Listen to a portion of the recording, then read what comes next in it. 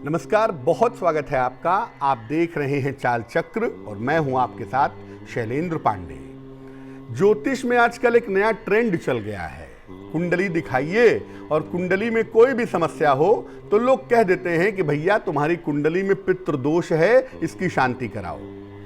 दो योग ऐसे हैं जो ज्योतिष के बाजार को गर्म किए हुए हैं। एक है काल सर्प दोष और दूसरा है पितृदोष।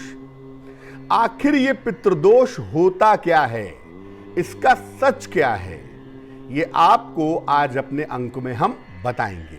चाल चक्र में क्या खास है, चलिए बताते हैं आपको। चाल चक्र में आज बात करेंगे पितृदोष के प्रभाव के बारे में। किन दशाओं में, किन स्थितियों में पितृदोष बन जाता है, कब बन जाता है, इसको जानेंगे।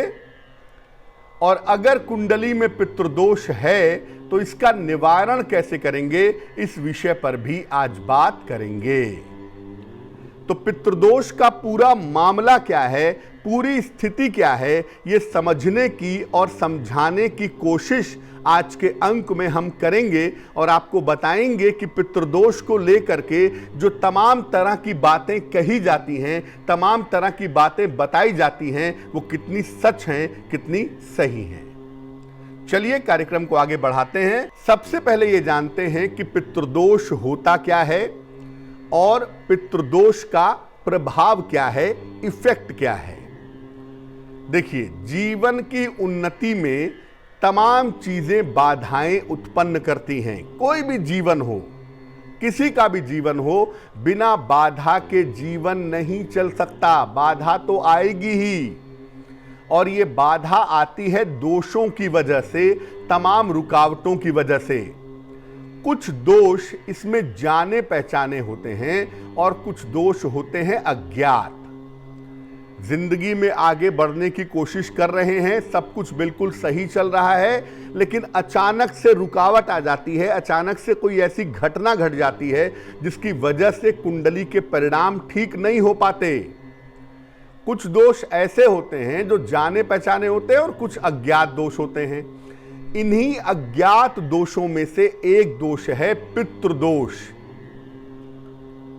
पितृदोष को लेकर दुनिया में जितनी मार्केटिंग है ना, आप सोच भी नहीं सकते हैं। कुंडली में कुछ भी समझ में ना आए, कुछ भी बुरा हो रहा हो तो क्यों हो रहा है, तुम्हारी कुंडली में पितृदोष है, ये तुरंत कह देते हैं लोग, और शांति कराओ वरना तुम्हारी जिंदगी में कुछ नहीं होगा।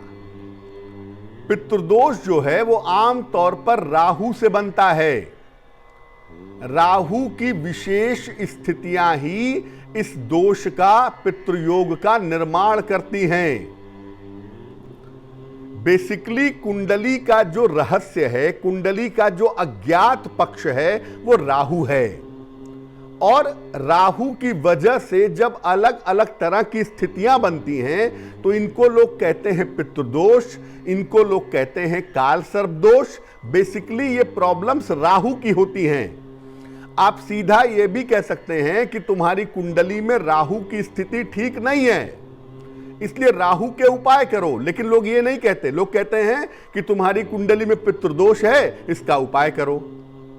यानी मामला जो जुड़ा होता है काल सर्प दोष का या पितृदोष का, उसके पीछे जो मुख्य ग्रह होता है वो राहु होता है।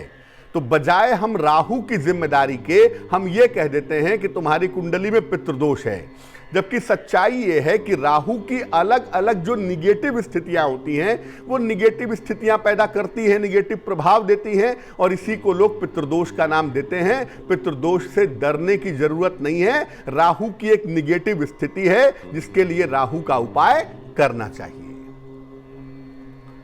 सवाल ये पैदा होता है कि हर आदमी की कुंडली में तो पितृदोष होता नहीं, या राहु की निगेटिव स्थिति तो होती नहीं। कुंडली में आखिर पितृदोष क्यों होता है? देखिए, राहु का मतलब होता है आपके पूर्व जन्म के और इस जन्म के बीच का जो संबंध है, जो रिलेशन है, वो कैसा है। आपके पूर्व जन्म के कर्म कैसे हैं जिनका प्रभाव इस जन्म पर पड़ रहा है। अगर इसको देखना है तो आपको राहु को देखना होगा, समझना होगा। पूर्व जन्म का जो हिस्सा जिंदगी में होता है वो राहु होता है।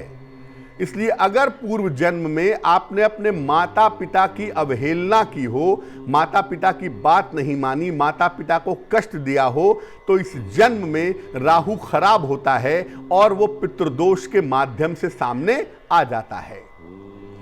आपने अपने दायित्वों का अगर पूर्व जन्म में ठीक तरीके से पालन ना किया हो, पूर्व जन्म में आप पिता रहे हो, बच्चों की देखभाल ना की हो, पूर्व जन्म में आप माता रहे हो, बच्चों का पति का ध्यान न दिया हो, यानी पूर्व जन्म में अगर अपने दायित्वों का आपने ठीक से पालन नहीं किया है, तो इसका प्रभाव इस जीवन में जरूर दिखाई देगा पितृदोष के रूप में।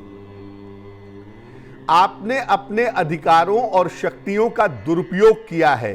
पूर्व जन्म में आप ऐसे पद पर थे, ऐसी स्थिति में थे जब आप बड़े शक्तिशाली थे, अधिकारी थे, और आपने उसका दुरुपयोग किया, लोगों को परेशान किया, तो इस जन्म में राहु निगेटिव कुंडली में होगा और उस राहु के निगेटिव स्थिति को हम कहेंगे पितृदोष है। और अगर पूर्व जन्म के ऐसे कर्म हैं जिसका फल आप नहीं भुगत पाए हैं, तो इसका असर आपकी जिंदगी पर इस जन्म में जरूर दिखाई देगा। व्यक्ति को जीवन में हर कदम पर असफलता मिलती है और आदमी समझ नहीं पाता। बहुत सारे लोग ये शिकायत करते हैं कि भाई मैंने किसी का नुकसान नहीं किया, मैंने सबके लिए अच्छा सोचा, मैं अच्छे रास्ते पे चला, फिर भी मेरे साथ बुरा होता है। वो इसलिए होता है कि पूर्व जन्म का जो अकाउंट बैलेंस है वो अभी क्लियर नहीं हुआ है। बहुत सारे लोग ये शिकायत करते हैं कि मैं जितनी पूजा करता हूं दिक्कतें उतनी होती हैं।